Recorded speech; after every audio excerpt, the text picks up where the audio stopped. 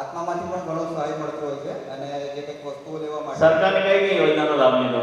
આપણે સાધનો માટેનો જે હતી ને બાગાયતી, તેમાં ડ્રાયર લીધું છે, એમાં 50% સબસિડી મળી હતી મને. 50% સબસિડી મળી. કેટલાનું આવે?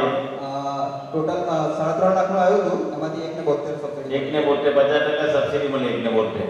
અને હમણાં પણ જે પેકેજિંગ મશીન ને એ બધું માટે મેં પીએમએફએમઈ એમાં પણ એપ્લાય કરેલું છે અને આ જે ગોડાઉન માટેની યોજના કરીને તેમાં પણ મેં એપ્લાય કરેલું છે.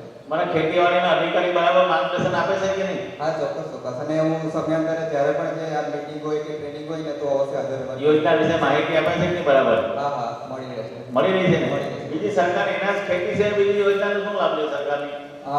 જે આપણે ઉદ્યમી ને એ બધી જે ખરી ને તે પણ યોજનાઓનો લાભ લઉં છું, કારણ કે એમાંથી પણ ઘણું ખરું આપણને યોજના થકી પણ મળતું હોય છે અને એ સિવાય મેં એક્સપોર્ટ કાઉન્સિલ ને એવા પણ જે સેમિનાર હોય ને તે પણ હું એટેન્ડ કરું છું. એટલે એક વખત તો મેં અહીંથી મોકલ્યું છે, સુરત મોકલ્યું છે, પણ એ બીજાનું હતું.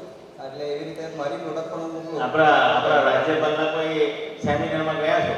હા, જાઉં છું. જાઓ છો? હા, દાંડી હતો ને નવસારી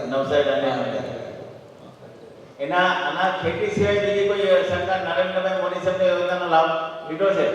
એ વધારે નથી લીધું. હું નથી લીધો. સન્માન નિધિ નથી મળતી? હા, સન્માન નિધિ.